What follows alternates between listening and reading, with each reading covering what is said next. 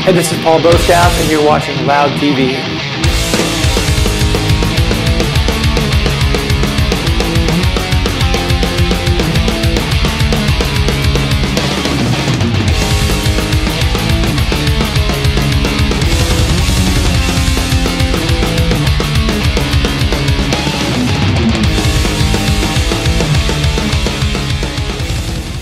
Terry Date's an amazing producer, and I think we're very lucky to. I think the timing was really good that we were able to work with him. I know we were waiting for another producer, and that fell through. And Terry Date was available, and so he's done some amazing albums, and diverse as well. So I mean, just by virtue of the fact that he's worked with Soundgarden and Pantera and Rob Zombie, White Zombie, whatever. I mean, it was amazing to work with a guy. I think he got me some great drum tones.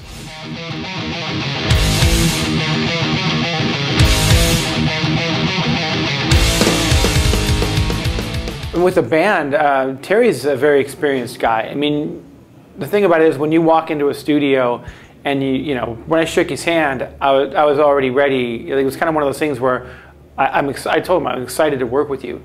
And he said the same. It was kind of one of those things where when you walk into a studio with a guy like that, I'm excited to hear what happens. I'm like, okay, I know what we worked on. How's it gonna? I know he's gonna make it better. As far as the way I feel about how Terry worked with the band, he felt to me like he was another band member. He didn't feel like we had a producer sitting with us. Terry is one of those guys where, you didn't feel his presence. He was there. And I don't know how to explain that. It's like, sometimes I think when somebody comes in to produce, sometimes I think their presence is too known. And I think I think the mark of a good producer is you never know he's there. It's just, he's basically pushing everything in the right direction. If it needs to be pushed, and if it doesn't, he doesn't push.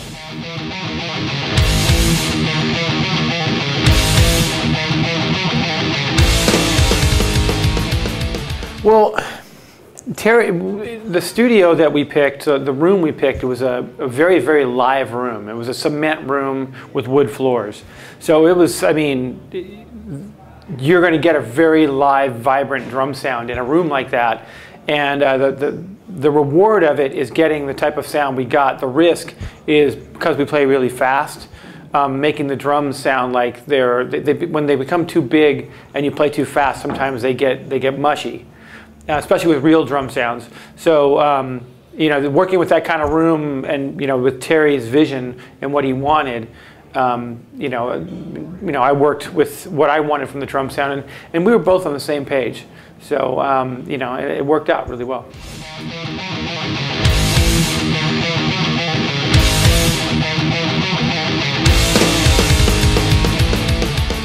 It wasn't because of my health. I'm back. I've always been healthy. I mean, it's funny, excuse me, that there's so many questions about my health. I mean, I've always played sports, and through playing sports, I've sustained injuries. I don't know too many people who play sports that don't, unless, I'm a very competitive person, so, and everything I do, drums, sports, whatever that is, and, through playing sports, I played soccer, I injured my left knee. I don't know too many people that eventually, don't tear their ACL. So anyway, that my ACL injury turned into an elbow injury, turned into a foot injury, turned into what's wrong with your right ear. It's all the rumors. People, I get questions from people. So I hear your right hand hurts or your left finger. The bottom line is I'm healthy.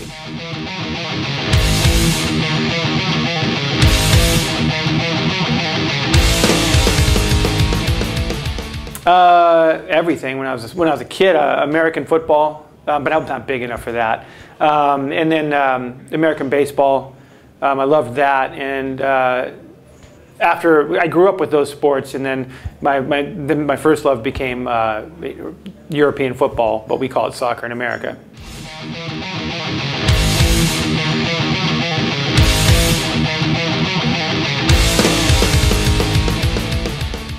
Well, the song "Repentless" is what Kerry calls his Hannah anthem. Basically, it's a song, written, as a tribute to Jeff. But I mean, truthfully, for me, you know, the entire record kind of is a tribute to Jeff because, you know, we lost him and he was a friend. And, you know, when we were in the studio recording, you know, there wasn't one moment where I was in the studio when I was tracking my drums, I would think, you know, what would Jeff like this? So Jeff was with me the whole time, and with us, I think, the whole time we were recording. That, you know, that's how I feel about it.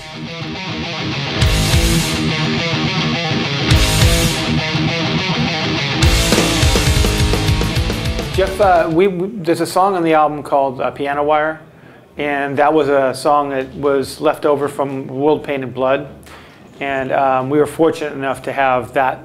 I guess for some reason it didn't make it to that record, and Tom found that song as an extra track, and we re-recorded it. We recorded the drums and vocals anyway.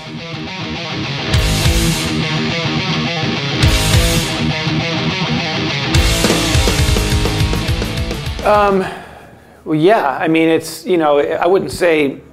It's hard to say. You know, when you say if it's something fresh, yeah, just say that it's something new or something different. But the thing about with Gary is that Gary was there at the beginning with Slayer and Megadeth and Metallica in, you know, an Exodus.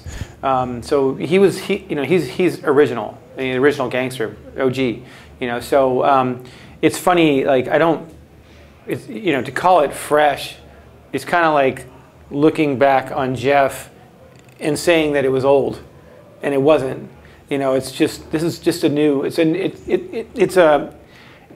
lineup. It's obvious, but you know, I guess the best way to put it is it's a pleasure playing with them.